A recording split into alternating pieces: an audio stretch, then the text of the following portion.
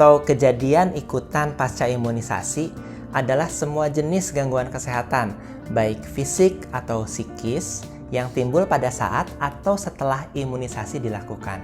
Baik itu disebabkan oleh imunisasi ataupun bukan disebabkan imunisasi tersebut.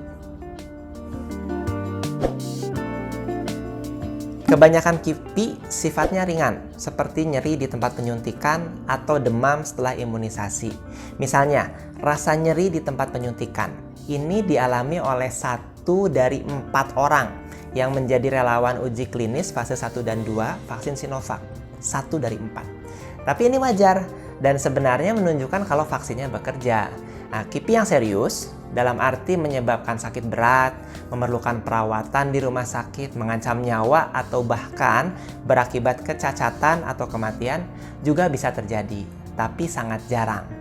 Pada uji klinis fase 1 dan 2 vaksin Sinovac misalnya ya, ada 1 dari 48 relawan mengalami alergi berat yang kemungkinan disebabkan oleh vaksin. Ini pulih sempurna setelah diberi obat alergi, 1 dari 48. Dan kejadian ini mungkin sangat kebetulan. Bisa ditemukan pada 1 dari 48 orang relawan saja. Karena kejadian serupa pada vaksin campak misalnya ya, hanya terjadi pada 1 dari 100.000 anak yang divaksin. Sangat jarang.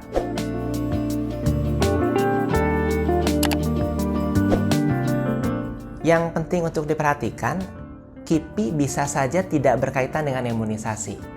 KIPI yang berkaitan dengan imunisasi bisa terjadi karena reaksi terhadap kandungan vaksin, misalnya alergi. Bisa juga terjadi karena ada kesalahan pada proses penyuntikan, misalnya jarum suntiknya tidak steril. Atau karena mutu vaksin yang berkurang, misal karena kulkas tempat penyimpanan vaksinnya mati karena mati lampu. Masalahnya, KIPI yang tidak disebabkan imunisasi bentuknya bisa sama dengan KIPI yang disebabkan imunisasi. Misal, beberapa jenis imunisasi ya, seperti imunisasi DTP yang diberikan pada anak bisa menimbulkan demam. Lalu begini, misalkan Budi diimunisasi DTP di pagi hari, lalu malam harinya demam. Dan demamnya ini disebabkan oleh imunisasi. Tapi misalkan Adi kena demam berdarah, dan kebetulan Adi mulai demam setelah diimunisasi. Budi dan Adi sama-sama demam setelah diimunisasi. Keduanya mengalami KIPI. Tapi KIPI yang dialami Budi disebabkan imunisasi. Sedangkan KIPI yang dialami Adi tidak disebabkan imunisasi.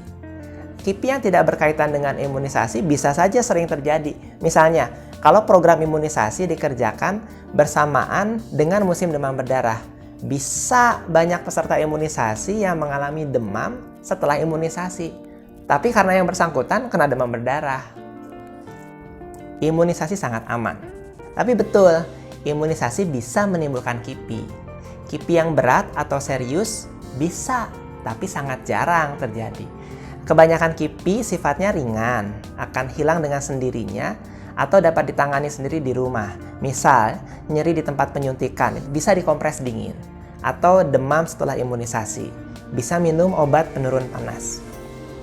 Jika kita mengalami KIPI, mungkin kita cemas, tapi tidak perlu panik. Yang bisa dilakukan pertama kali adalah melapor ke fasilitas kesehatan tempat kita mendapatkan imunisasi tersebut. Serius atau tidak, semua KIPI harus segera dilaporkan. KIPI yang berat atau serius akan mendapatkan penanganan segera, lalu dinilai apakah disebabkan imunisasi atau tidak. Dan masyarakat berhak untuk mendapatkan penjelasan tentang hasil penilaian tersebut.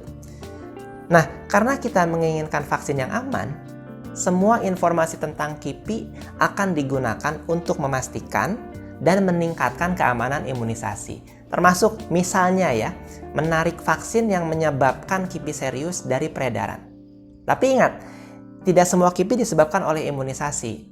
Kita harus berhati-hati sebelum menyimpulkan.